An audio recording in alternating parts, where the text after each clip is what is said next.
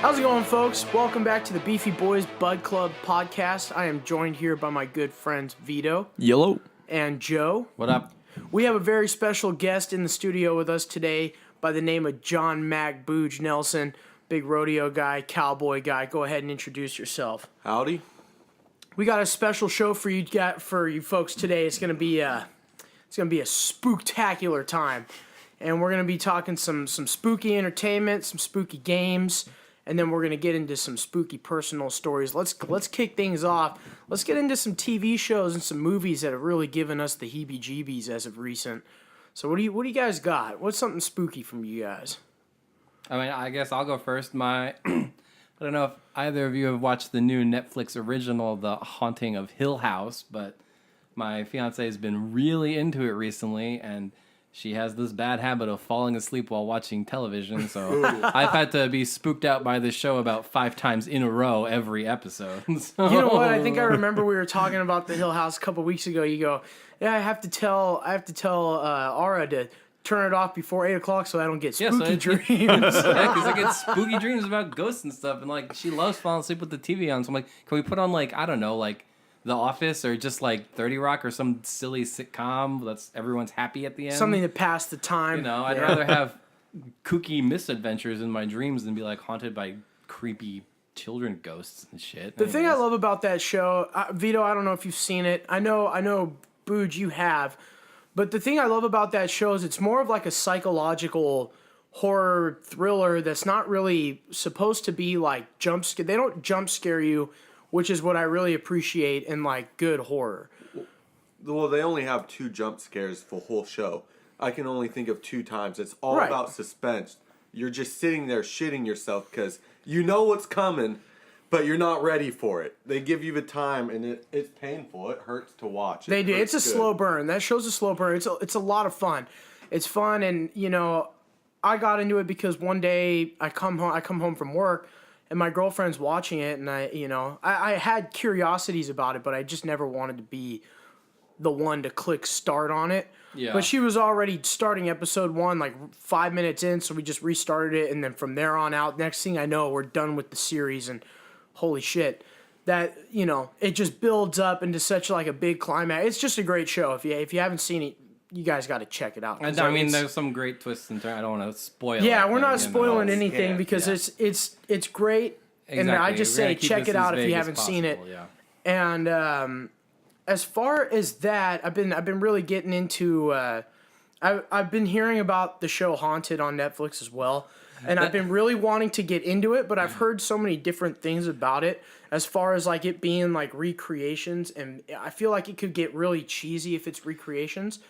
Well, do you ever watch like Paranormal Witness or any of those? Like, I guess the old school one would be Unsolved Mysteries.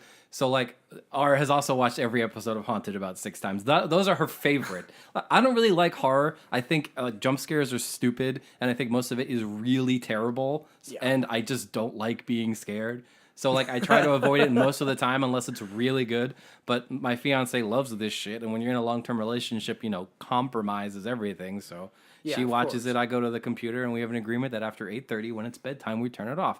But Haunted is another one where I've watched like all 6 episodes while she's falling asleep. And in terms of those shows with actor recreations, it definitely has the highest production value of all those. Like, it doesn't look like shit like they usually do.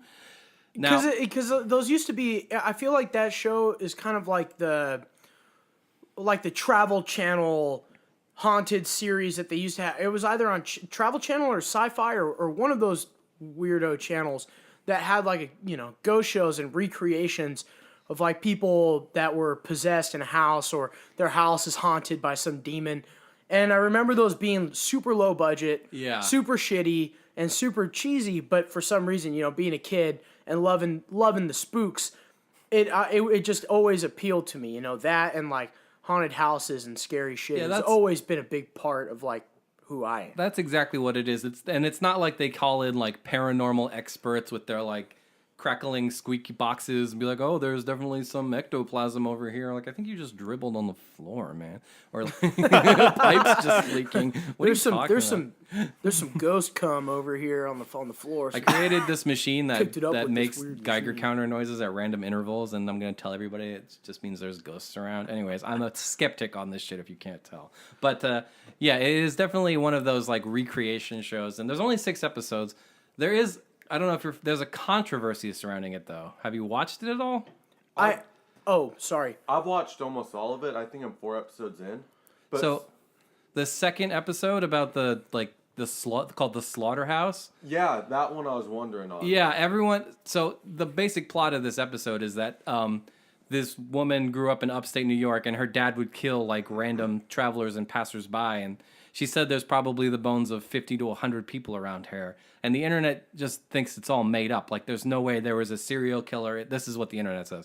There's no way there was a serial killer in the 70s who was never caught and no one's ever heard of outside of this weird Netflix show. So I don't know. It hasn't been resolved or anything. Like, and the producers. I also heard that there was like there's another thing on that show about some girl who's like in love with a spirit. I Yes. heard that. I think, my girlfriend told me that, and once I heard that, I was like, thank God I didn't even start the show. But I'll definitely check out the Slaughterhouse episode because I have a curiosity towards it now because of the whole controversy behind it. Because I don't know how you can have a serial killer that isn't known ever until Netflix comes along with a series. So that's where it's like, Yeah. okay, so I'm going to check it out just because of that. I'll check out episode 2. Personally, I think the only like great episode was the first one. All the other ones were just okay, but that first one, it was spooky. I Yeah. thought about that when going to bed. Did you? No, well, that was the one I watched like really intensely, and I'm like, if they're all gonna be like this, I can't be here for it. But That's what I thought. But Yeah. then the show, I feel like it didn't turn bad, but it dropped down. no, It the one wasn't about really when she's good. in love with the ghost when her boyfriend gave her a tombstone, that one was really dumb. But anyways, so yeah, that's Haunted on Netflix. Vito, what spookies are you into recently? I haven't really been watching anything, but musically, I've been listening to a lot of Halloween recently. Sorry, Halloween, like Halloween with an E? Yeah. Okay. Halloween. It's a like 80s power metal band or something with Halloween themes. No, really? And one of their songs is called Mr. Torture, and it's about a like a torturer person who sells pain to like people who are like into it. Oh Okay. boy. So Yeah. like a sadomasochist person? Kind of thing. Okay. Yeah. So somebody that's selling pain to people who enjoy it. So, I mean, I think that there's like a word. Or was that the word that you just Masochist? said? Yeah. Yeah. Shit. Yeah. I mean, Sorry like, about that's that. what, like, dominatrixes do, sort of. I don't know. This is not my Yeah, it's not my. field. I don't want to step on Not your toes cup here. of tea. yeah, it's But not so really that's my like a real kind of like expertise. sort of scary Halloween kind of one going on. Yeah, you sent me that track. I listened to it. I mean, I don't listen to that much death metal, so it just sounded like screaming to me. But That one was power metal. It was more power excuse metal. me, I'm See, there's so sorry. many levels to that whole metal. If you want to hear screaming, I'll send you something else. I think I'm all set. If you want to talk about some spooky ass metal music, I remember the first time I ever heard that band Gorgoroth, and they're like more of like the stereotypical satanic Norwegian band, but the history behind them, those guys they're fucked. They're fucked up, but they're awesome. I mean that band's awesome, but the guitarist they're sickos. There's a lot of history to this band that I don't really want to get into, but all those black metal bands that have history like that, they bring it into their music, and it's crazy how some of the things that they incorporate in their music, they actually do in real life. I think one of the band members from Gorgoroth actually burned down a church, and is just like, you don't get that shit here in the Damn. States. Yeah. And then you get, you get bands like Mayhem, who the lead singer blew his brains out with a shotgun, and the band goes into the house and takes a picture of his dead body and puts it on their vinyl album cover. Jesus. Like brains and all. You can get the album cover like special edition, and it's it's crazy shit. You can even look it up on Google if you really feel squirrely enough to do it. No, thank you. But yeah, I just remember listening to them, and I was listening to them a lot back in high school. Like, back in high school was, like, the big day of, like, metal music for me. I was always listening to that. And then it kind of, like, incorporated into, like, listening to, like, Brother Lynch Hung, you know, or he's talking about, like, fucked up weird shit like guts and eating people and stuff like that. I don't know why, but horrorcore rap always was funny to me. I don't listen to ICP or any other of that juggalo genre, but I mean, and I don't have a problem with people that do. I mean, people, whatever floats your boat, you know. I mean, people like those guys because they've never sold out. And one thing I'll say about, you know, those guys, they never sold out. And they stay true to themselves. I think that's the special part about, like, horrorcore type of genre when it comes to rap, is those guys can start there, but they can never leave. You know, I think Tech Nine was somewhere along those lines as well, but he found a way to branch out, and he's also in, like, the juggalo genre. Like, he's got a big following. Oh, big following with the juggalos.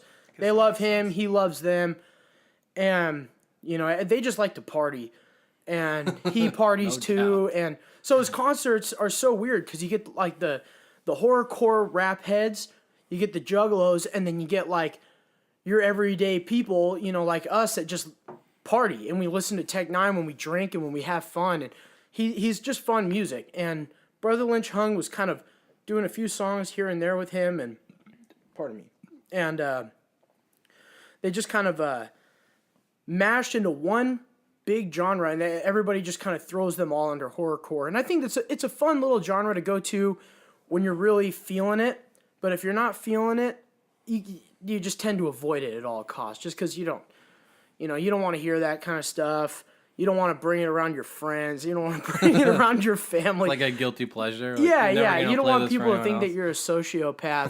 But I mean, those guys are all great people. You know, I think Tech Nine's a great guy, and I think everybody in his label are all great people too.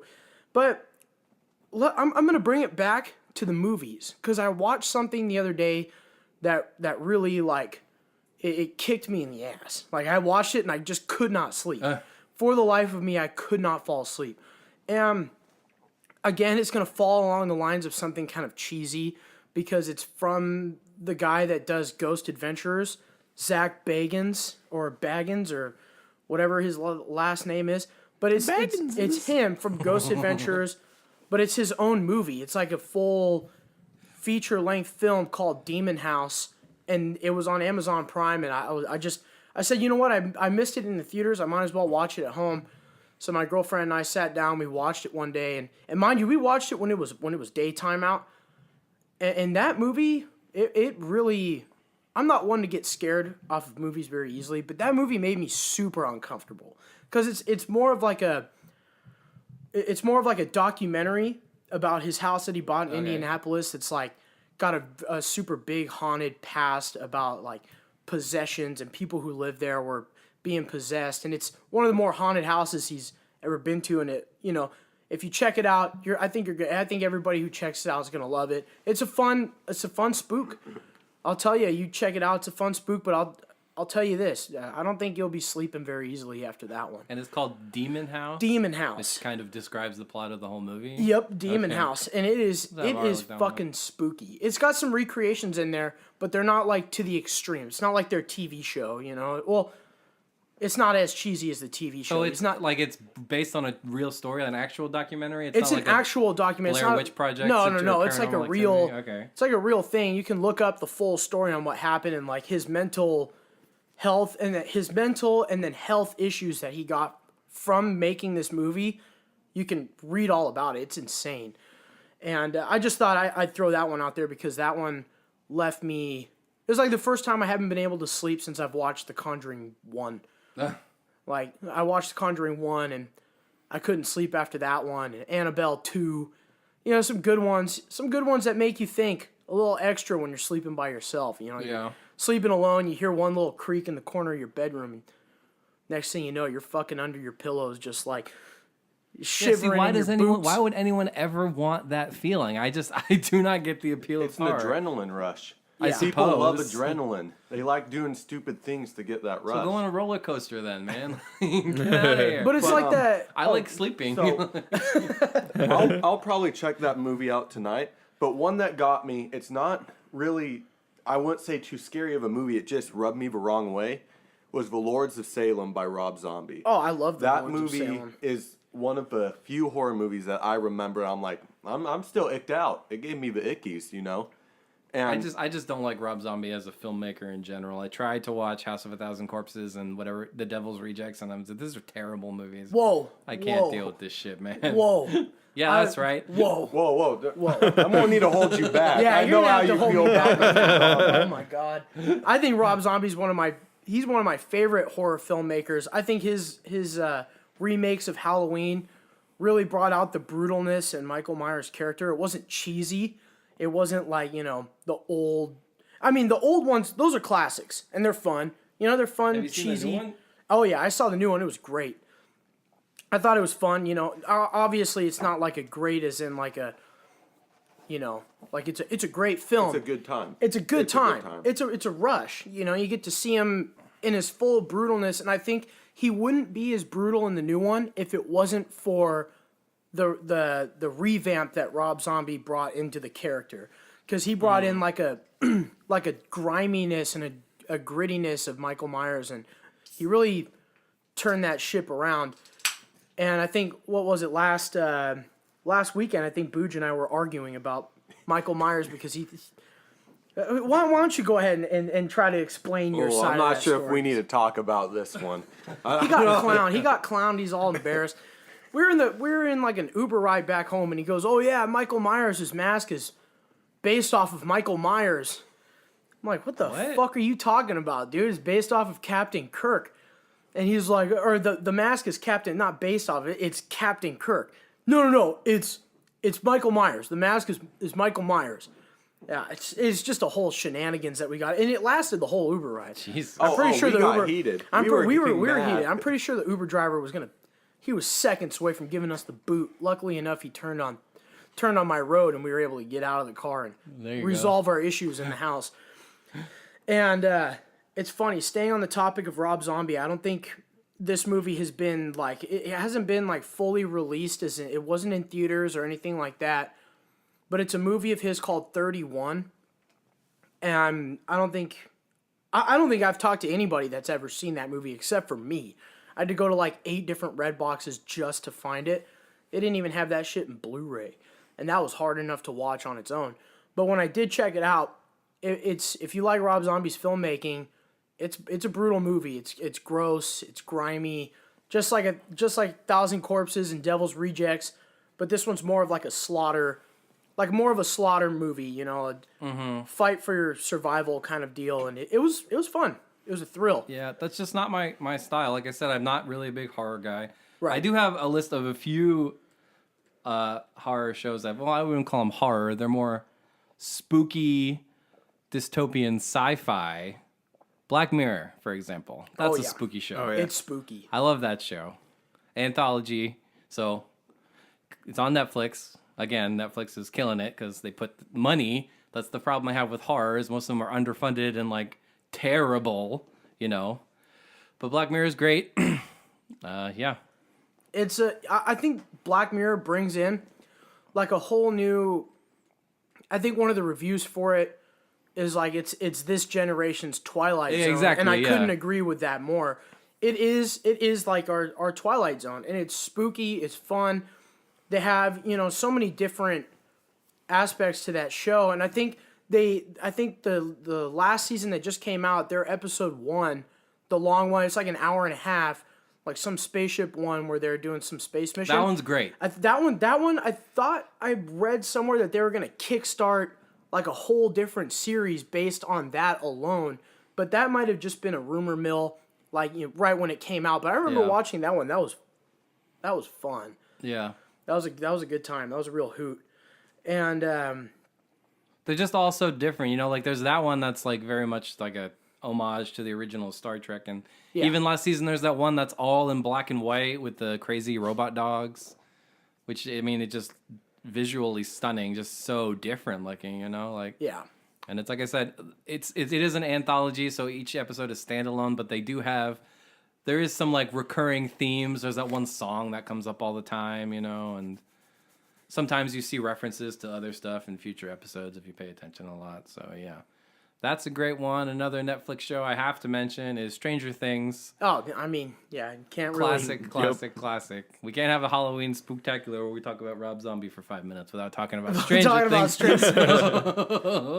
I like Stranger Things. I liked it a lot, but I feel like I'm gonna lose interest here coming up because I feel like season 2 I felt like season 2 was more of like season 1. It was just kind of like it was like season 1 reskin. It was like a reskin of season 1. It felt repetitive, and but I still enjoyed it. I mean, I think the actors in that they kick ass. Yeah. They're all fun, and it pays back. Obviously I was dead in the 80s, so I wasn't around, and so I don't know what it was like back then. But I mean, the way that they portray it seems like it was pretty spot on. You've seen all those like Steven Spielberg movies like E.T. and you've seen the Goonies, right? Like, which is basically, it's the Goonies if they had creepy Cthulhu monsters instead of dead pirates and I think the racist Italian stereotypes. I think the aliens in that show, from like the what's it called, the Inside Out or whatever the fuck it's called, that's the Upside Down. That's the Upside Down. It's a spooky realm. It's a scary place. And I think the show does a really cool, like when they flip it over and you can see. I like that they actually show you where those aliens are coming from and like, all that shenanigans. And it's a fun show. I enjoyed it. There's an episode on there that really made me not want to watch it, like ever again. Was it the one about the weird X-Men spin-off knockoffs? I mean, it was like it was like where Eleven is in the city and she's hanging out with a bunch of fucking weirdos. That episode, they were basically the X-Men. Yeah, God, that episode fucking sucked, and that really like shot down the show for me. Yeah. I don't know if that was season 2. Was it season 2? Yeah, that's the 2. reason. That's probably the reason why I didn't really like season 2 definitely felt a lot slower because season 1 it was clear what they wanted to do, and origin stories are always easier because you can build up the character for the first third of it. You don't have to add any spookies at all, or just minimal ones, Yeah. Like what spooky happens in the first episode? Like not a lot, like the kid disappears. That's about it, Yeah. And then like slowly the mystery is revealed, but then like in the second season they have to build upon that, and it just felt like it was lost its direction for most of it. I think so too, but it's still worth the check out. If you like sci-fi and some spooky, I think aliens are they scare the brakes off me. Beings, technically. I'm not a big Alien fan, but the one Alien movie that sticks out to me is The Thing. Oh, where you have no certainty if that's your friend or, well, I guess if it's the thing. Yeah. And it's just that state of being unsure and you're in a complete survival area. I don't know. That sounds awful and scary to me. I remember the first time I watched The Thing when I was a kid. I remember it was like me and Boog. Actually, your brother was there. It was like me, Jackie, Rex, and a few of our other friends. I mean, this was back when we were having sleepovers and shit like that, and our parents didn't really care what we watched as long as it wasn't like porn or anything. So we would watch like all these R-rated horror movies, like all the classic Nightmare on Elm Streets or Friday the 13th and The Thing. Classics, and I remember we had The Thing on DVD, and we were the hot shit because we had a DVD player. And I remember we snuck that bitch out and put it in, and by the end of that movie, we were all so fucked up from watching it that we all had to go and we had to tell my dad that we were spooked because of that, and he got pissed that we watched it. Good old time, classic kid shit. Yeah. I think we were like 6 years. I was like 6, so they were like 8 years old when they watched it, and it really did a number on me. It was like the first time I watched Salem's Lot, the movie, not the TV show.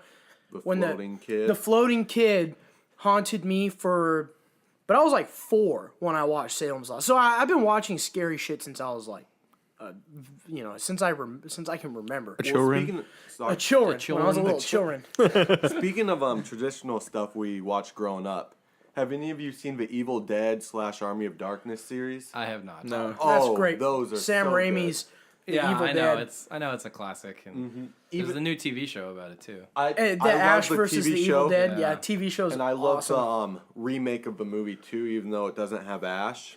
Yeah. where that remake was all business. It was like these kids, they're going to get killed in terrible ways. Let's I like watch the it. remake because they didn't hold back on the gore, and like No. that series alone. Like people don't like gory movies to begin with, unless you're like people like me or Boog or like I hate them personally. my brother. I think Yeah. gore is it's fun. It makes a movie fun. Well, that series was built off gore. If you go back, I've looked up a lot about this series, and the first movie, the original Evil Dead, they got in trouble because it was so gory. It was and all they gore. refused to take All out it the is. gore, so they made the second one comedic, and that's what kind of helped jump the horror comedy series. Yeah, the first one had a little bit of it. I mean, just having Bruce Campbell in there alone was enough to have like enough charm in it to have it be sort of funny in the first one, but it wasn't meant to be like a horror comedy film, Yeah. you know. But then Yeah. the second one came out and it still had its spookiness, its scariness, but it took a whole different route as far as like being 100% scary, but they just added like the comedic gore, like where you would cut something like just a little bit and all of a sudden you're just getting founted Squirting blood. blood, yeah. And I think that's fun in movies. I think that brings out like a whole different realm of movies that it's Yeah. you know I could talk about for days. Yeah. And speaking about the whole horror comedy thing, I think one of my favorite, like, more recent movies, but not that recent, was Shaun of the Dead. I knew you were gonna. Oh say yeah, That's a classic. Yeah. Yeah. God, that one was so good. I loved Simon Shaun of the Pegg. Dead. Those guys are great. Yeah. Another fun zombie one is Dead Snow. Not sure if you've seen it, but Yeah. Norwegian Nazi zombie movie. It's Okay. really fun. The zombies are corny, but they're meant to be corny. They're funny corny. It's not like bad corny, and It's there's not low good amount budget. of It's gore. not Yeah, low it's not budget. low budget. Like some of those like shitty like brand new Day of the Dead. Yeah. Like Sector Zero. You know, it's not like low budget Every shitty movie Resident like Evil that. movie. It's just like yeah, but those movies Shots have a big fired. budget. They're just super. bad. They're just they're corny and they're Yeah. they're. Have dumb, any of you seen The Witch? but I The enjoy 'em. Witch? Yes, The Witch. The Witch is. See, that's the great. kind of horror movie I like because it's like, I mean, it kind of has some of that Thing vibe where like no one really knows if they're evil or not till the end, but you know, like Well, the big part about it is you don't know if they're actually going crazy, which I maybe Right, that's what, you're that's trying what to I'm say. saying, yeah. And one thing I really liked. So I'm a fan of that whole New England folklore with all the witches and stuff. Mm-hmm. And in that movie, I'm not sure if you remember, they didn't have a cat or anything for witch. They used for rabbit. I'm not sure if you guys recall. And during that time in actual history, that's when the Lucky Rabbit's Foot came out because they thought a witch changed to a rabbit, so they'd cut the feet off to keep the magic and stop the evil from getting out. know that. And that's how the rabbit foot came about. So I loved how that movie put in small details like that, and it made it that much better for me. Made it Well, kind yeah, of. you It couldn't made tell- it part of like the folk stories. It's like, is this family actually cursed, or is it just that frontier life is really fucking hard? You Yeah. know, Like- I think it was a definite mixture of both. Yeah, for Yeah. sure. And that movie was awesome. I remember seeing that in theaters and just like the suspense, because I think going into it, nobody expected it to be like your textbook horror movie with stupid jump scares or anything like that. Right. They really built on suspense. The soundtrack in that movie, the setting and the atmosphere and the way they filmed it just kind of brought in a whole old school style of horror movie that really set off like a spooky vibe, I'll say. Yeah. And Yeah, I watched it on Netflix not that long ago. I suggest anyone who's looking into it turn subtitles on because they all have these crazy colonial accents and they talk in a very old-fashioned way that takes about 15 to 20 minutes to realize what the hell they're all saying. So like I definitely missed some stuff in the beginning when they're getting kicked out of town. Like, are they speaking English? Like, what is going on here? Then you pick it up and the it's dad's fine, but- voice in that movie is fucking badass too. Yeah. It's so, his voice is so deep, he's not human, I swear. It's insane. But talking about, go back to older movies like we were, one movie that I think is a classic is the original Night of the Living Dead, the first zombie movie. Have any of you Georgia. seen it? Well, yeah, I've seen that one. They're Coming for You, Barbara. I love that movie. I mean, that's always going to be the staple of classic zombie movies. But I love the classics. But that movie really, if you watch it now, it's not enjoyable. I watched it as of recent, and I was like, Jesus Christ! How long is this fucking movie? And it was just slow paced. It was boring to me. But then again, when I was a kid and I watched it, I really enjoyed it. But in my time, I grew up a lot on like faster paced zombie movies. Yeah. So it's like the remake of Dawn of the Dead, where it was like the first time you actually got to see like zombies sprinting at people, and that I remember seeing that in theaters with my dad. We like really forced my dad to take us to go see that in theater. He goes, I don't think you guys want to see that. It's going to scare you guys. You guys are going to be fucking up all night and keeping me awake. We drug him to see that movie. I know he wanted to see it too, but he didn't want to take us because he knew it was gonna give us a run for our money. And that movie, when I saw it in theaters, it did a number on me. I'll give him that. He was right. That movie really fucked me up because that was the first time you actually saw sprinting zombies and Well, 28 Days Later had the sprinting zombies too. Oh, yeah. That was what was really spooky about that. I wouldn't really you can't classify those as zombies, but I would. I would throw them in. Zombies. They're totally spreading zombies. a disease. They're Yeah. eating you. But I mean, if the Resident Evil things are zombies, then those things are zombies Yeah. too. Yeah, They're I more mean, zombies yeah, than you're right, not. but I guess in a sense they had their own lingo for them. I think it was like rage. I think that they were infested with rage because they were Well, that's forcing what the those animal monkeys. activist said in the Yeah, they beginning, were forcing those monkeys to watch like all the violence, and then they had that. They carried the disease, and it got spread around. That movie was awesome. But speaking of 28 Days Later, I think 28 Weeks Later has the best intro to a horror movie ever. It's got one of the best. That intro is spooky and uncomfortable. It does it for me. It's great. It's a great intro. That intro is so badass. It gives off like the fear of being sheltered in the middle of like chaos, and you don't know what's going on outside, and then all of a sudden it just caves in. And when it caves in the beginning, it really shit hits the fan, and it gets really fucked.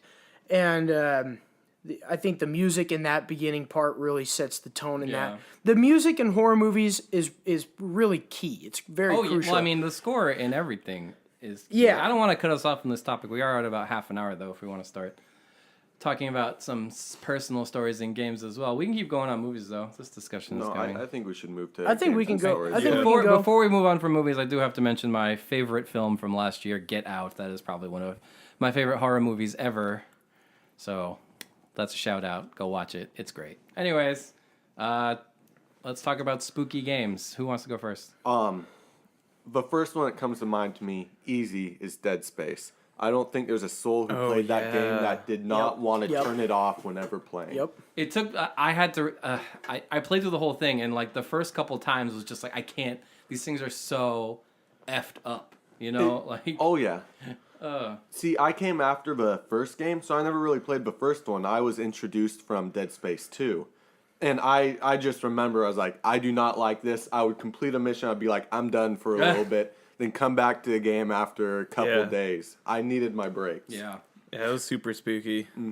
It was. Yeah. I don't know. That part about moving the marker at the end was obnoxious, and after a while, you start to see through the cracks where it's like, okay, that door is gonna close, and then there's a monster closet over there, and they're all gonna come at me. But especially at first, I'm like, oh, these fucking necromorphs. Is that what they called them? think so. I think so. Terrifying. And the fact They're that you scary. can't just kill them, you have to dismember I them. know. Yeah. And that's funny that you mentioned that because we had a comment on our Facebook from Ramon. He said that Dead Space, the first Dead Space, was a video game that really it scared the heebie-jeebies out of him. And I mean, growing up with this guy, I know what scares him. He's a very spooky fella. He loves to get scared, even though he gets scared very easily. He's just kind of like he just enjoys it. It's his adrenaline rush, right? So playing games like that, it really gives him his kick. And I think that game is super scary. Did you guys play part 2 by any chance? I only played the first one. I own Dead Space 2. I've never played it. I only played the second one. Yeah, I've only So played we 2, and combine- I love 2. Like when you knowledgeable then. like when you got to go through kind of like the little school area, and you have to fight off all the tiny little kid demons. Oh, dude, that really Isn't made that by me. Betrain 2? Isn't that like right before Betrain? I think so, and that really made me not want to play the rest of the game just because of how scary it was. And I was always playing that game at nighttime by myself in the basement. during day. It's not right. You can't. That reminds me, when I was in high school, during like the PS1 N64 times, the challenge going around was that you have to play the original Resident Evil, but you have to turn all the lights off, you have to open all the windows in your house, and you have to unlock and leave your door open a crack. Oh, so Jesus. me and my sister tried to do this, and we got to the scene where the dogs jumped through the window. We're like, fuck this. I'm only playing this game at noon. Quick, I won't call it a sub question. Why are little kids so much scarier than adults in horror movies? Because little kids are scarier in real life. Yeah, they are. There you all right. Little okay, kids I'll are take it. little kids are brutally honest when they're alive, just and then feel they're it's just like- brutally scary when they're dead. Young children are usually so vivacious and vibrant and giggly, and when they're just like deadpan and spooky, it's like, because it's extra weird. Like, adults can be like that in their everyday, and you never see a child like that. Yeah, because So- they're so innocent is why I Exactly. think. Right. Yeah. And going back on the video games, there's one that I got back in like 2014 called Outlast. I remember when yeah. that game came out, it was the hot buzz of like survival horror. And I know that there were games before it that had the same concept of you're not fighting back against what's attacking you. Your only option is to run and hide. And I figured, why would anybody want to play a game like that? But the game went on sale on Xbox for like $6. So I'm like, well, you know what? It's $6. Everybody's talking about it. Let's check it out. Let's see what we got. I remember I started playing it. It was, dead of night, of course. Ooh, within 15 minutes of playing the game, I had to wait until the next morning until I could start playing it again. And then I told my friends about it, and they all came over, and we sat in like my little, it was kind of like a little gamer room den type thing, just because it was like in the end of the house. Nobody ever went to there, and it was just like where I had my Xbox and TV set up. And I just remember we were all playing the game. All the lights are turned off. The volume's turned all the way up. And every little thing is scary. And this is like a room full of dudes. We're all drinking beer, watching this, or like playing this, hanging out. And it's, they didn't have any problems with just watching me play the game because it was scaring them too. It was giving them a good spooking.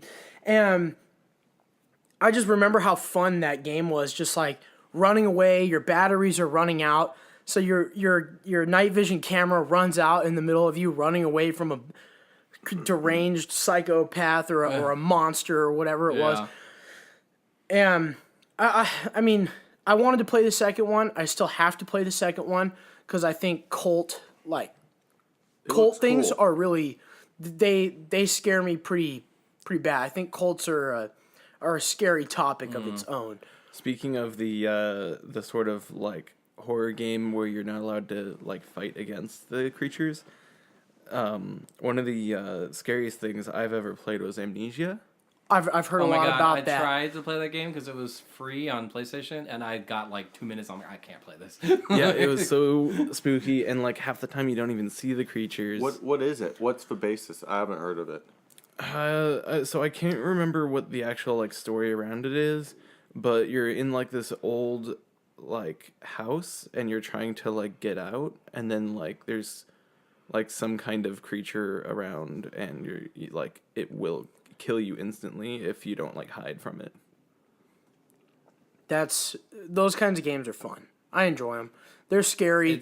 Yeah. But it brings in the horror movie into your video game, and it's actually putting you in the position. Yeah. Without actually being in the position. Speaking of horror movies and games, Joe, you said you play PlayStation? Yes, sir. Did you ever play Until Dawn? Yes, I was just about to talk about that. The teen horror movie, the video game. Yeah, it was great. It's really fun for a one-time play. After that, can't really do much more with it. But I'm trying to get Ara to for us to have like a side by side. So like, have any of you ever? Are either of you familiar with this game? I've heard of it, and I've heard a lot about it, but I've never played it because I have Xbox. Right. I've only ever heard the name. Yeah, it's very much like a Telltale style, like choose your own adventure type game where like it's mostly just quick time events, and it's telling this like it's basically a teen horror story. So there's like 8 teens trapped in a cabin and something goes awry, and anyways, but like there's so many different choices. There's like I think like 10 different characters, and they all live or die based on how you play. And I think, isn't it possible to end the game with all of them alive? I think so. I think I only killed 2 or 3 of them. I was really mad because I had one guy die at the very, very end. I'm like, just because I missed one prompt. I forget his name. Yeah. But yeah, most of them lived. Not all of them. Most of them. There's a game on Xbox Marketplace right now that's called Dead by Daylight, and I think it's the same concept as Until Dawn. One of my old coworkers from Home Depot was telling me about it. He said that he bought it on sale and he's just been hooked. Yeah. He said it's a fun game, it's fun to play. Oh yeah. And I think it has like the online, it's got online to it, so you can play as the killer. Creature, yeah. Yeah, and you can go that's around cool. and you have to fight against, the survivors. It's just like Friday the 13th, the video game. I actually played the Dead by Daylight game with my housemate. Was it pretty fun? For a while. It was really fun, and probably one of the first times in a while since probably since Amnesia that I'd actually like been scared while playing. And that's the other thing too, is like it's a multiplayer game that I was scared while playing, which is like another aspect of like It's because you have the feeling of being chased. exactly Being chased always makes me feel uncomfortable. Yeah, but you also had to like where you stand up. There You was like stand up to play the objectives game. too. Mm-hmm. So you had to like do things, and like if you screwed it up, you'd make noise and stuff. Yeah. And then there's this one really really spooky character. I can't remember. I think it's like the Reaper or something. I don't remember. But he would like be invisible, and you could not see him or like any of the like indicators. And then he would like ring a bell. And he would come out of stealth, and he'd be like right behind you, chasing you. Oh, damn. And it was like the spookiest thing. That's the kind of game that I would like stand up. Like, if something's going on, I'm standing Yeah. up off the couch to like kind of focus more. Just because I have that feeling of being chased, I can't sit down when I have that feeling. Yeah, I want to go back to the Undead Until Dawn talk again. But speaking of games like that where there's not really much action or anything, are you guys familiar with the genre that they, well, really this is an insult, but they call them walking simulators? Have you played any of these? Oh yeah, I haven't played any, but I've seen them. Well, so yeah, there's a couple I want to shout out. First is Gone Home, which is the basic plot here is that you're this girl just got back from a trip to Europe. You go home to your family home and no one's there, and you're just wandering around figuring out what the hell happened. It's spooky. It's not really a horror game, but it definitely is like spooky and atmospheric. And then the other one me and Ara played together is called What Remains of Edith Finch. This is a PlayStation exclusive. And this is another one where you inherit your ancestral family home and you're like exploring through it. And each room you go to belongs to a different member of the family. And then you play through their story and they're all way different. Like one of them plays out like panel by panel like a comic book. And another one is about this guy who's like losing his mind while working at a cannery, like slicing fish heads off. So it's like, yeah, like I said, it's less supernatural, but it's still really It's still spooky. eerie. It's got an eerie feel to it. I love both of those. And then like, I don't know that I call this a spooky game, but The Last of Us is a game about zombies that's really, really fucking good. So I put that as the best story in a game I've played. yeah, It's incredible. Oh, yeah. I actually played that game. So my dad has a PS4, but I don't. So that was the way that, because he got like the enhanced one with his PS4. I think they came out with like a digitally enhanced one. He got that one, and when he got that, I was actually able to sit down and play it. That game is a fantastic exclusive. incredible. It was so much fun. It's beautiful and yeah. It is. It was like the scenery was amazing. It was gorgeous. Clickers have to be some of the scariest enemies ever. You They know? 'Cause, are. Yeah. Like they can't see you, but they can hear really well. So you just have to sneak around. And then when one hears you, you're just dead. And it's fuck. You better hope you have a shiv. Yeah, really. The animations in that game were like when they would latch onto you and like attack you. Oh, I know. That the animations in that were just awesome. Grizzly, yeah. Yeah. Oh, and if we want to talk about Grizzly death animations, I have to mention the Tomb Raider reboot. Did you play that game? Yeah, that game was nuts. Yeah, anytime. Came out of nowhere God. too, and the deaths in that, the animation, like Just the like death landing animation. with like a branch in her neck. Like, oh my Yeah, you're sliding down that hill and you can get impaled by trees. Yeah. You're like, okay, this is pretty sick. Yeah. But yeah, The Last of Us was an awesome game. And as we're on the topic of zombie games, I can't talk about a zombie game without bringing up Dying Light. Have you guys ever played Dying Light? I've seen someone play it before. I played the demo, and I've definitely looked at purchasing it like 10 times. I'm just like waiting for it to be $5 cheaper.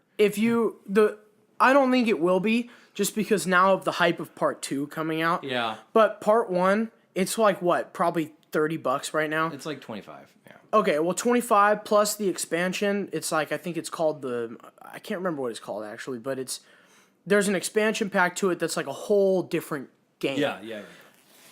Highly recommend getting both of them when they're on sale. And even if they're not on sale, I recommend getting the purchase, because those are not two of them, I'll just put them all together in one. That was one of the best like zombie games I have ever played. It's just the mechanics are a lot of fun, like the parkour idea of it. It's like an Assassin's Creed with all zombies. In first person. And first person, and it also had like the other survivors that were with you on this island that were attacking you, and you had a different the enemy in the game was like somebody that was trying to I can't really remember too well because I played it back in like 2015 a lot, so it's been like 3 years since I've actually picked it back up and played. But I remember the bad guy was a piece of shit, and his gang was all just nothing but pieces of shit. And when you would see them at their supply boxes, you could actually like shoot a gun and it would lure more zombies to come, and they have to fight the zombies while fighting you. And next thing you know, you have like your big special weapon that's got like fire and electricity to it, and you're just slicing the heads off of everybody, zombies, humans, everything in the area. Just a fun game. And it had its moments where it was scary. Like right when the sun would go down and like the hunters would come out, it took me a while to get used to leaving like a safe zone at night. Yeah. Because there's a lot more runners at nighttime, and then you have the hunters as well. So if you make like one wrong move and you make a lot of noise, or you have light and they see it, or you shoot a gun, fight an enemy, you're getting swamped. Yeah. Anything you do at nighttime, you're getting swamped. But if you have, later down the line and you have all your guns and you have your customized weapons, you go out at nighttime just to hunt everything in sight, just because your weapons are so strong. I love that idea of lots of games have day-night cycles, but most of the time they don't mean anything. Like in the Zelda games, the weird skelebobs or whatever would come out of the ground at night, but like in Assassin's Creed, it doesn't do anything, So like, I love the fact that like the game that one specifically gets significantly more difficult. So like the nighttime becomes its own sort of. It's a whole different experience. Yeah. Kind of like Minecraft. Yeah, exactly. Minecraft's another one. I won't call it a spooky game, but fuck creepers forever. Yeah. Oh my god. All right, we're at about 48 minutes. I want to start hearing some of our ghost stories going in here. We got one from the Facebook group from Ramon. This one terrified me too in Ocarina of Time when you encounter those zombies in the Temple of Life or Time or whatever when you first wake up. I had to stop playing that game when I was 12 for like 3 months because it freaked me out so bad. All right. So who wants to tell a spooky tale from their own life? Well, you're telling us that you're haunted. Let's hear about that. Yeah, I'm very curious to hear about how you're haunted. Okay, so this is a two-parter. Okay, I haven't been able to confirm this from anyone, but according to my sister Renee, if you walk under streetlights and they go out like regularly, that's the sign that there's ghosts following you or you're being haunted. And really, for my entire life, you walk under a streetlight and it goes out. I one time had 6 in a row go out the second I walked under them. And I was walking around with my mom. We were coming home from a Mets game, so we had to take the train. It was like 2 in the morning. And I told her this. I'm like, now, I'm told if streetlights go out when you walk under them, it means you're haunted. And as soon as I said that, the light went out. And then she's like, well, that was spooky. And then the next 2 went out as well. And my mom was so scared, she made us like power walk home. All right? So like, that's the basic of it, you know, just the streetlight thing, which is really freaky, especially if I tell you about it and then it happens 5 times in a row. When I first moved to Seattle, I lived in Ballard in this building across the street from those locks, this like big old brick building built like 100 years ago. Spooky. And, yeah. Spooky. It was spooky. I would have these weird dreams. So I was using a chair as my nightstand because I was classy like that. I was a bachelor, whatever. And more than once, I would like roll over and like be half asleep, and I'd look in the chair, and there's just this dude sitting there, like he's dressed like a pirate, but he's just like looking at me. And then twice I woke up with sleep paralysis. The only 2 times it's ever happened to me, and the guy's just like staring at me in the face. Oof. Yeah. Wow. Oof. I've been having sleep paralysis a little too much lately. Yeah. I really don't like the experience. No, I know it's people. terrifying. I know that there are people that know how to control it, and it's like they call it lucid dreaming. Yeah. So it's like you're in a sleep paralysis, but they know how to control their dreams, so they're not getting the spooks, you know. But people that aren't used to it and people who don't know how to control it, that's what we see that shit, you know.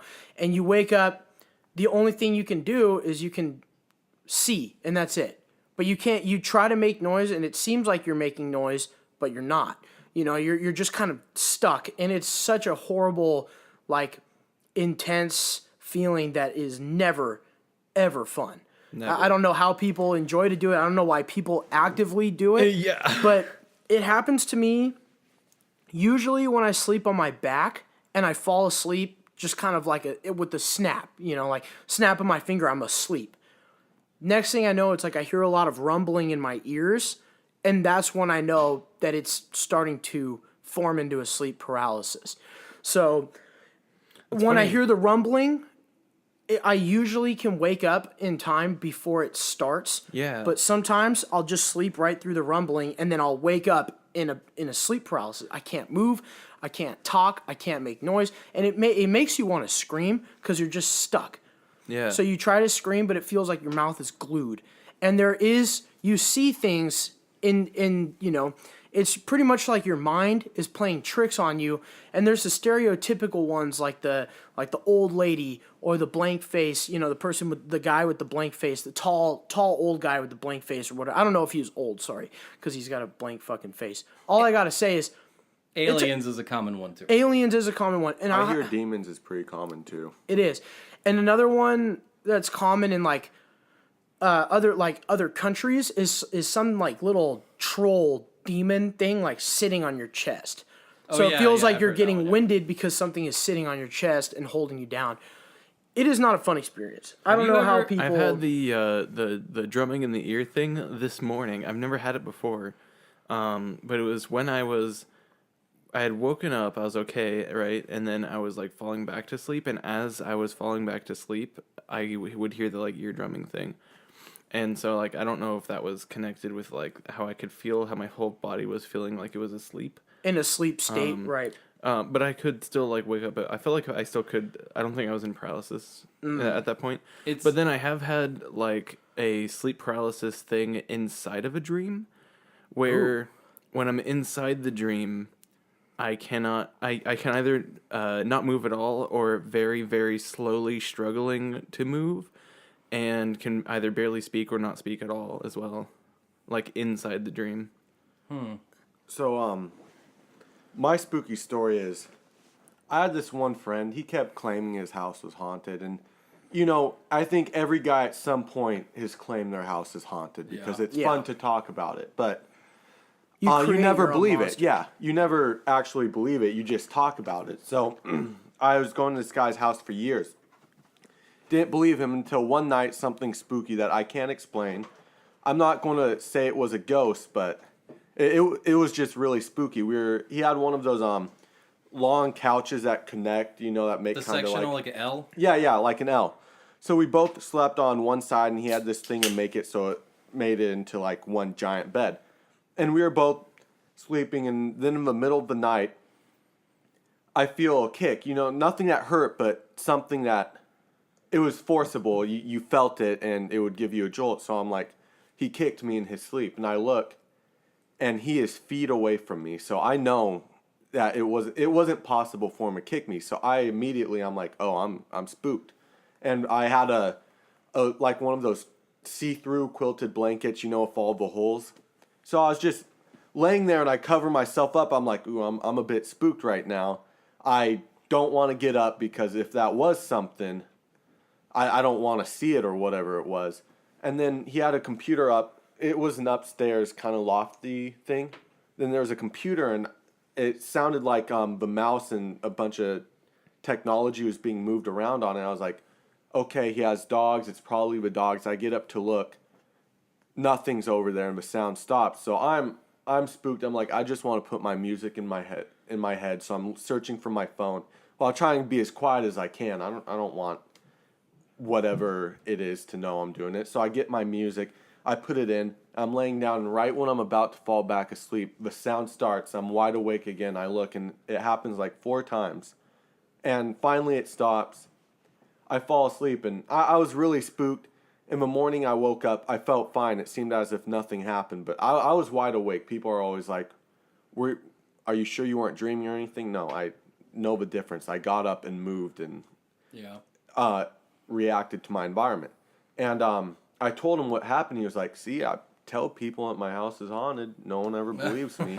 And I said, it's not evil. I've seen like shadows walk by my room and stuff. It's just there. It moves around. And I was like, it's usually more believable when somebody is saying that it's not evil. Yeah. When somebody is saying that the spirits in their house aren't out to get them or hurting anybody or like throwing shit across the room, that's when it's more of like a believable thing. And I know that there are, people that don't believe in ghosts at all.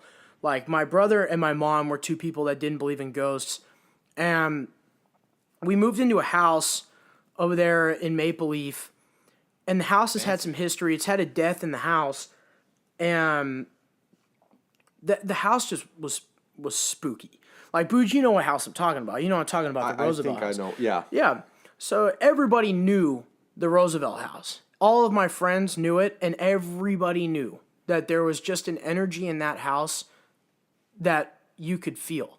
And it was scary. It just had a scary feel to it that was not normal.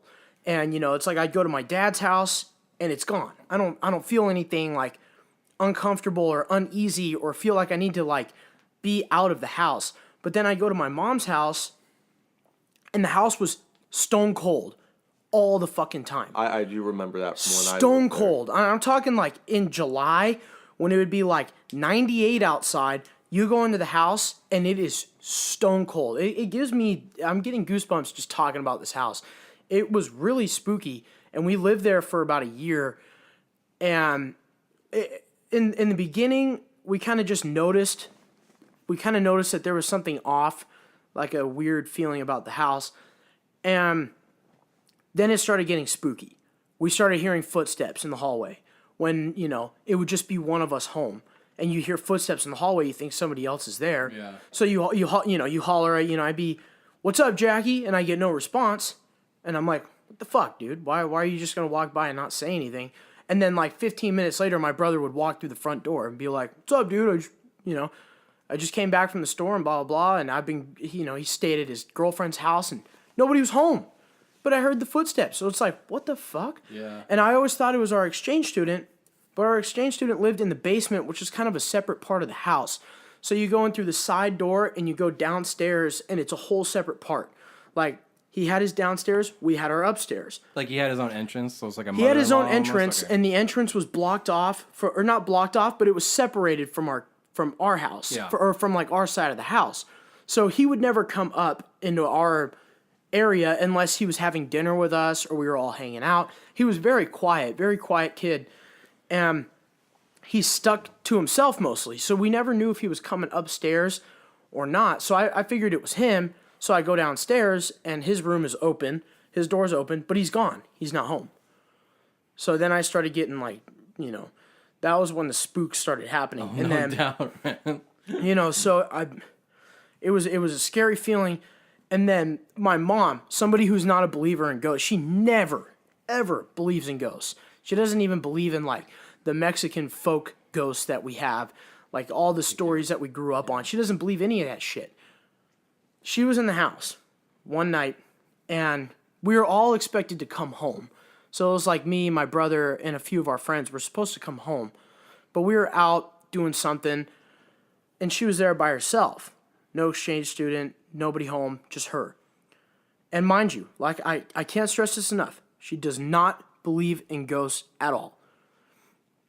Sitting in bed, watching TV, she hears like 4 steps going up the stairs, and they're creaky old wood stairs. You hear everything with those stairs. She hears it, 1, 2, 3, 4, and it just stops. And so she thinks one of us is home. So she goes out into the hallway. Her room was like right next to the stairs. Opens up her door, nobody on the stairs. She starts to get really spooked. Closes her door, gets back in bed, and she hears the steps go, 4 steps down. Hell no. You hear it go down, and my mom got super spooked. And the second we came into the house, my mom like immediately told us this, and that house was super, but it wasn't a dangerous ghost. I have a friend of mine who actually had like kind of a, I don't know what it was. It was weird. He had a weird thing in his house that the spirit in his house, like it was evil. Oh yeah. It was an evil feeling. And every time you were in there, you kind of felt it. And we had a spooky instance where we were playing, I think, Black Ops 1, and all of a sudden, a baseball comes just dropping down the stairs, right? Is this This is Blake's house. All right, that's what I thought. Yeah. Yeah. And this is a baseball. It just comes boom, boom, boom down the stairs. Random. His dog starts growling at like the hallway. But the baseball that went down the stairs was an autographed baseball that was upstairs in his brother's room. And his brother wasn't even home. It was just me and him. Yeah, that's freaky. And then boom, his TV turns off and I just hear him go, "Oh, ghost," turns his TV back on. And it was just normal for him. Like, that's shit that he dealt with on a regular basis. Yeah. I can go into that forever, but I'd rather have him come in here and tell us about that on a different episode, because that is Oh my alone. God, tell me about it. My girlfriend's mom has this crazy story about a haunted cat that I really want to tell, but I got to interview her in person, but it's nutty. It involves like a ghost meows and a demon saying her name. It's insane, but I can't get into it right now. Yeah, but I do want to get into, you mentioned like spooky feelings. So I live in the University District, which was Ted Bundy's old haunt. I'm pretty sure I used to live in an apartment where he killed someone. I can't prove it though. Anyways, his favorite bar, Dante's, he used to go to pick up co-eds all the time. So they took all of his paraphernalia. He'd always sit in the same spot. Mm-hmm. They took that booth out and put it in storage forever because it was too creepy. They brought it back. The day they brought it back, the bar burned to the ground. Swear to God. And now never open. It's done. Another it's closed. spooky fact about they're turning it into a high-rise apartment. Yeah, go ahead, Vito. about Ted Bundy is that my fiance's mom was walked home from school by him. Ooh. Oh, damn. that is scary. That is scary. You know what's weird about that alleyway that you used to live like right behind? You lived directly behind Dante's. I lived in the Ted Bundy zone, 100%. Yeah. That was where he would like park his Volkswagen, and he would pretend to be struggling to get into his car. Because he would always he had like his crutches and shit, and he'd be like, "Oh, my leg is fucked up, I can't get into my car." And girls that were walking by, he would get them to help him, and that was when he would like abduct people in that alleyway right behind your old house. And my old house was going through a remodel in the fucking 70s, so it was all like plastic walls and tarps and shit. So like again, I'm pretty sure he killed someone in there when it was just a construction site. I have slept in that house, and I mean, Claude lives there now, and some of the other roommates in the house, they have like weird shit. Yeah. Like Claude carved like a wood head, and he leaves it in his living room to leave to make people like me uncomfortable. And so when I'm sleeping, I have like 8 different fucking heads looking at me, and it's uncomfortable. That house made me uncomfortable when I slept there because I'd either be burning hot or stone cold, or sleeping on the cold tile ground. Yeah, that wasn't the most comfortable house. Did want to go into, you mentioned how you find it a lot more believable when you have like a benevolent or a not evil spirit. My girlfriend is convinced she had a poltergeist in her house for like a week because her and her mom did what they would call putting the house to bed. You go turn off the heat, turn off all the lights. Right. And for 3 days in a row, after they turned off the heat, the thermostat would get cranked all the way up to like 90 degrees and sweat them out. Ugh. So they started like double checking and then triple checking. And they were the only 2 who lived there. Like it wasn't the cat who was doing this, you know? And then one of those days also, they had like a koi pond with like this like 50-pound gargoyle fountain. And it got moved back 2 feet, which like it has a hose going through it. And it's 50 pounds. Like a raccoon's not going to be able to do that, you know? Yeah. So it was just split. Instead of like shooting the water back into the pond, it was just going on the ground. Like the pond was half empty by the time they noticed it. So yeah. That is spooky, right? Like something like speaking of something kind of like a statue that moves like that.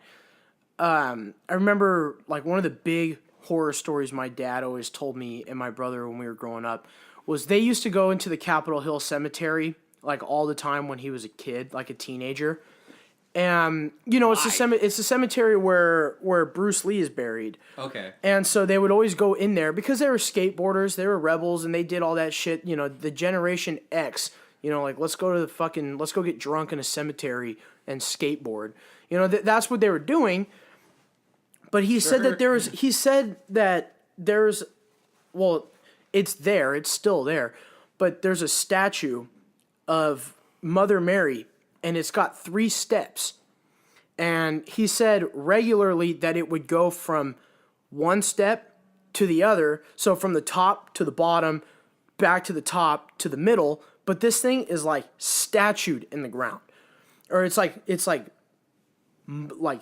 one piece. It's not like the thing can be picked up and moved. Yeah.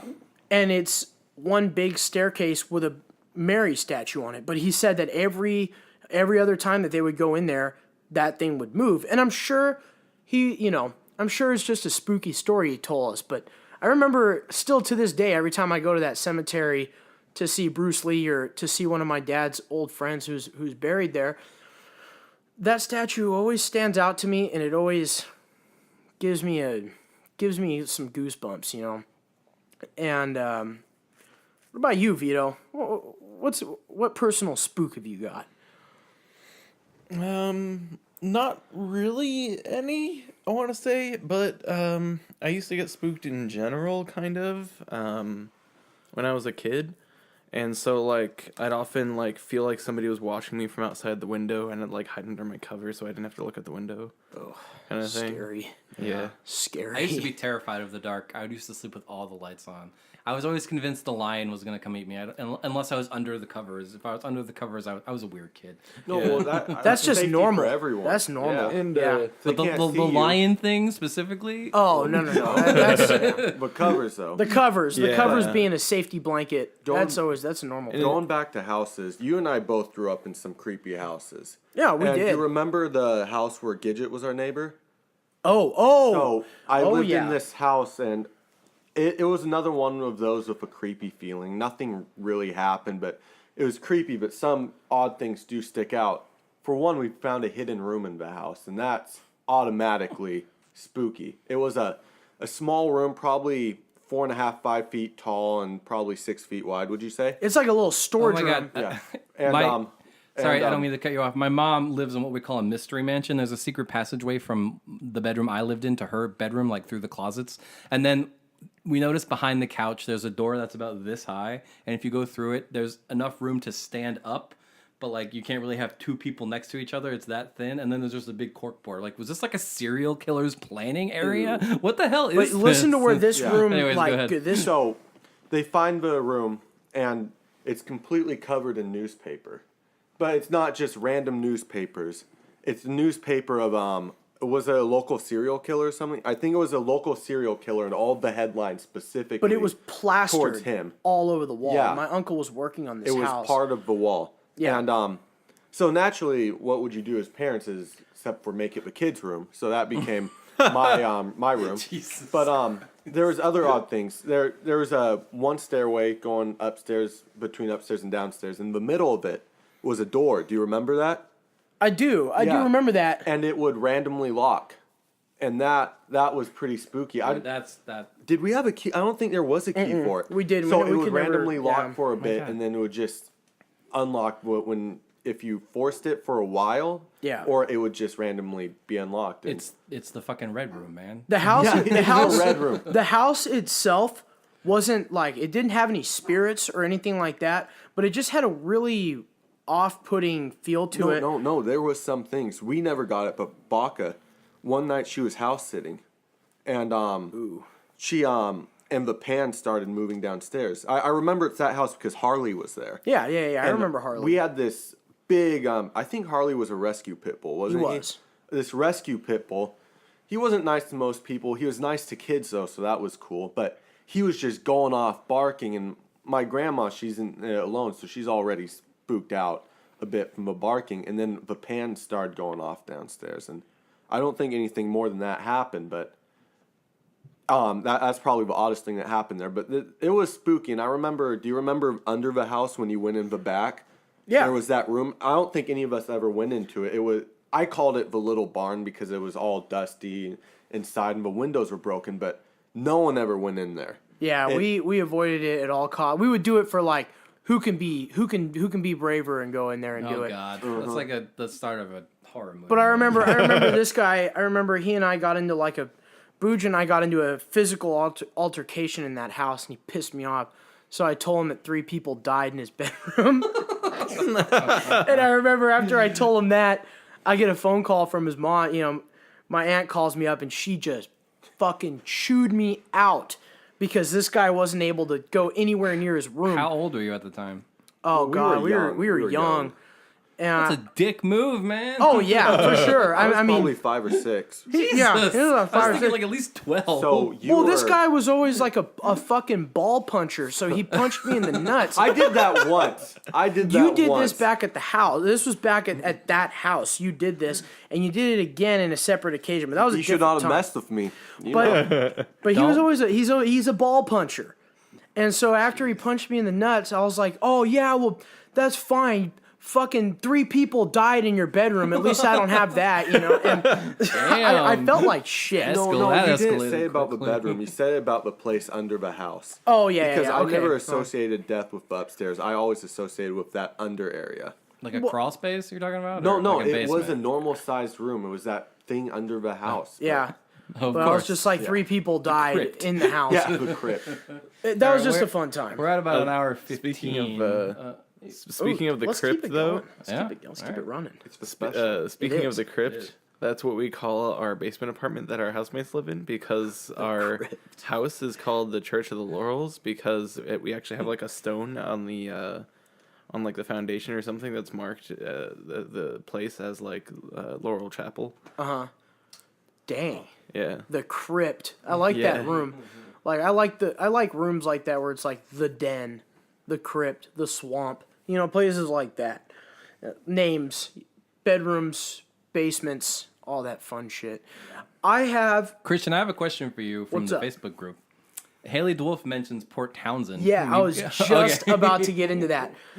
So we took a trip to Port Townsend, and I don't know if you guys have ever been to. I don't know if you guys have ever been there, but there's the big fort. So it's like a big fort. I'm blanking on the name, and I know what it is, but I'm blanking on it. And it's so once we get, I'll keep on with the story. I'll remember the name eventually, but they filmed movies there. Like they filmed parts of The Ring there. They filmed Officer and a Gentleman there, and I'm just blanking on the name. Somebody give me a hand here. It's Fort. The Fort Warden. Fort Warden, thank you. Because I'm thinking of there's Fort Flagler that's like right along the way of that as well. they're both really close to each other. So Fort Worden and Fort Flagler are both very close. And I had Flagler stuck in my head. So anyway, we take a trip there. You know, it's like an overnight trip. But we spent the whole day there at the fort. And we're walking around, and just naturally, this place is spooky. Old military, you know, bunkers that you're going through. And she wanted no part of going through these dark hallways and corridors. She wanted nothing to do with that. But I would do it because I'm just, you know, I'm like, I got to see this. I got to check it out.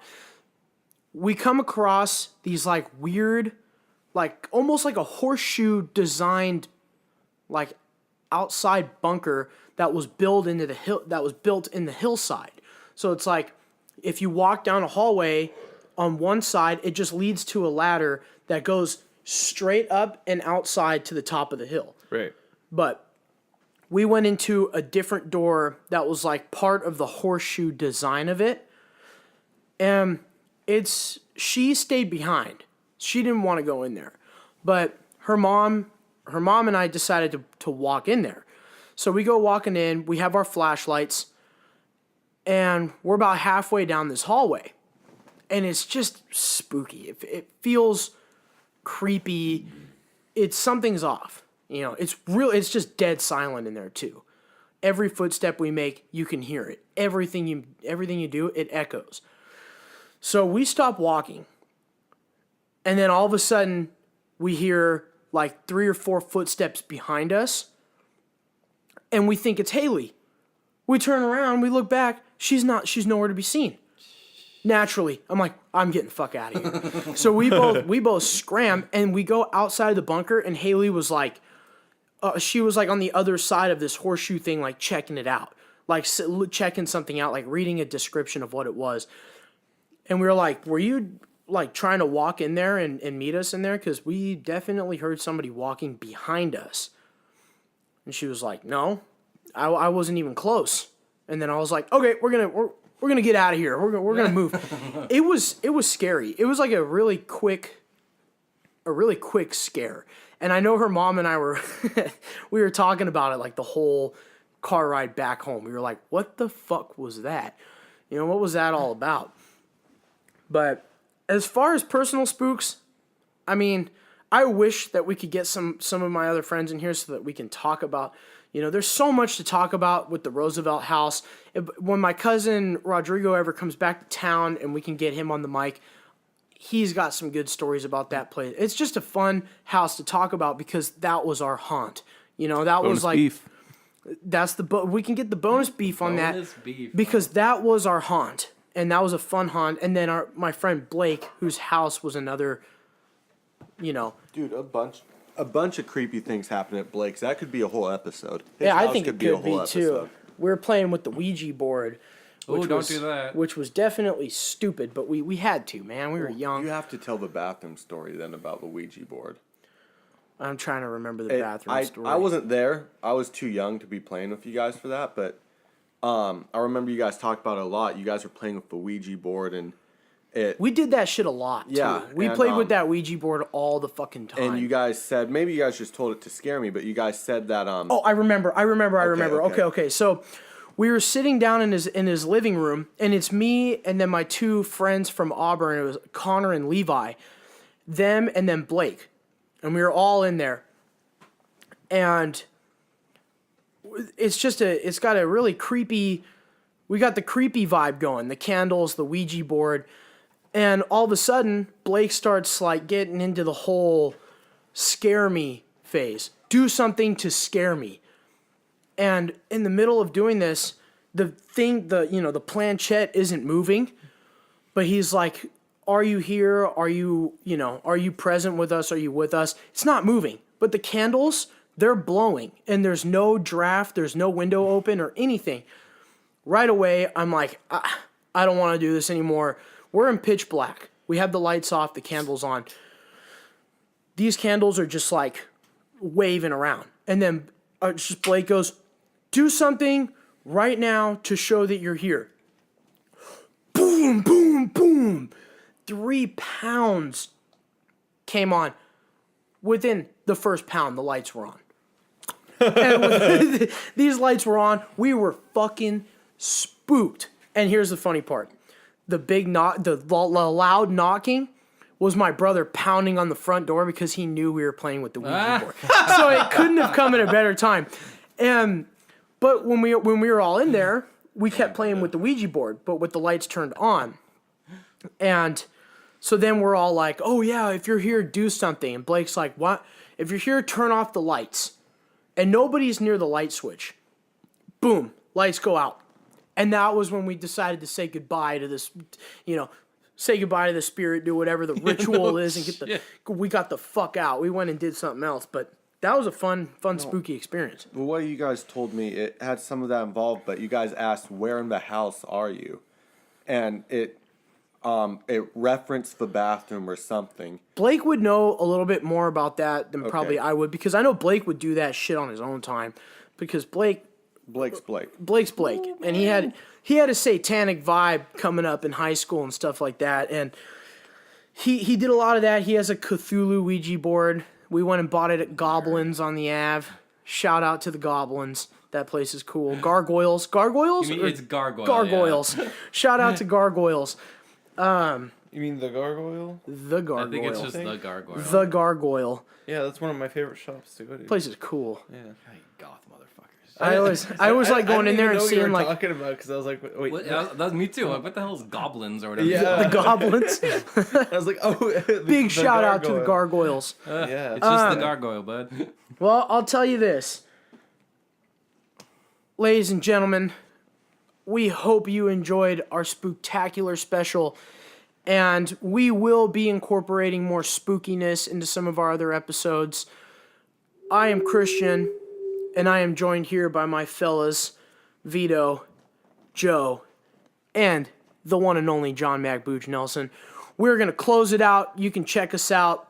Joe, go ahead and lead us on the outro here, buddy. All right. Yeah, so check us out at our website, beefyboys.com. Boys is BOIS for all of these going forward. We're on Facebook at facebook.com/beefyboys. Let us know what you think of the Thor match. We keep changing it up with these extra specials. Do you prefer just the more regimented topics? Follow us on Twitter at beefy_boys. None of us are big tweeters, but we still see it. So if you want to tweet at us. Instagram, if you want to see all our excellent selfies after every episode, that's at Beefy Boys Bud Club. And we recently got some business cards in. So if you want to advertise on this podcast, look for one of us around town, let us know. Yeah, I think that's about all we got. I think we covered all the comments from the Facebook group. Let me just check here. Oh, Haley wanted to mention Pennywise the clown. Yeah, he's pretty terrifying. I never saw the original. I saw the remake. I thought it was kind of cheesy, but that clown was definitely scary. It was fun. I think the remake was a lot And then have either of you seen Pet Sematary? Yes. Okay. Love Pet Sematary. They're remaking it. They just put out the new trailer. I know. Mm-hmm. Tim Mahoney mentions when the little blonde boy runs out into the street. I think he said something about it not really being spooky or scary, but he said it was uncomfortable or something like that. So uncomfortable to watch him get ran over by a semi-truck. Yeah. That movie was great. I thought Pet Sematary was a lot of fun. All right, yeah. So like, share, subscribe, tell all your friends, man. Write us reviews on iTunes too. We love seeing that. All the feedback you can give, man. Mostly positive, but we want to know what you think. All right? All right, so yeah, that's episode 3. This is the Beefy Boys. We are signing out. We out.